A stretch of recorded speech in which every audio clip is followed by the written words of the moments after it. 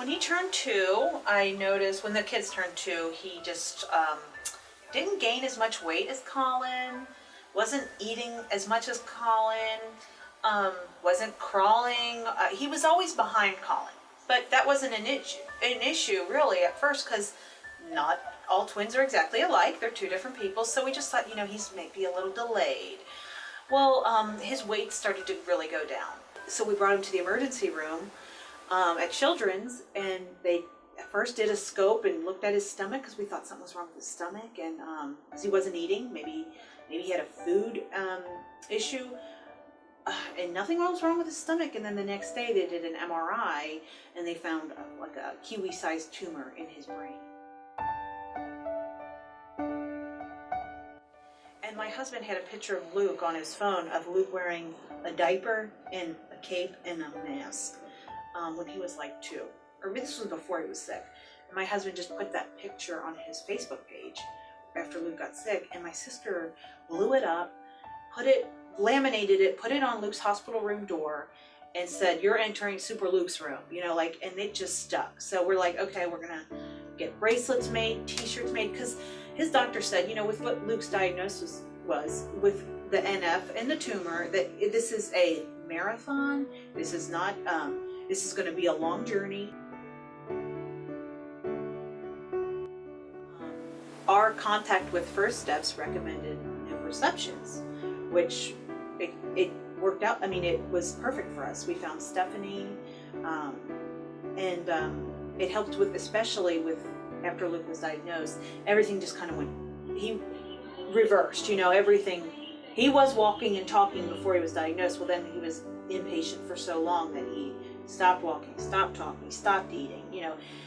So we had, once we got out of the hospital and Luke was well enough to be home, we could start focusing on getting him back to where he needed to be as far as physical. The hospital could help him with everything else, his health, but we needed him physically to be back where he was.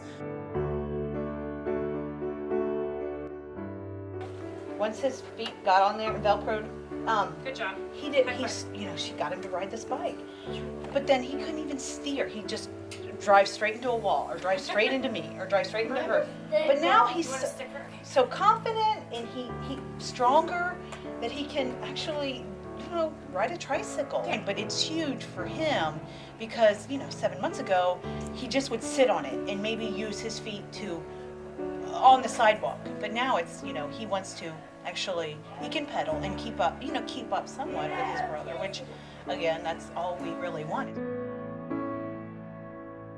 Yeah, didn't you guys go to the firehouse with Colin? Yes. Yeah, and you got to climb inside of it. And we saw a girl there. You saw a girl there? Yeah. What was she doing? He's a fireman, and he can be talking to them. What? Yep. No way.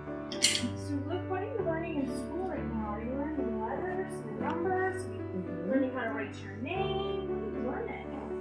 All of that. Read books. How to read books? Yeah. There's a George book at school. There's a Curious George book at school? Yes. Trust them with Luke, and we know everybody downstairs, so it's a great place.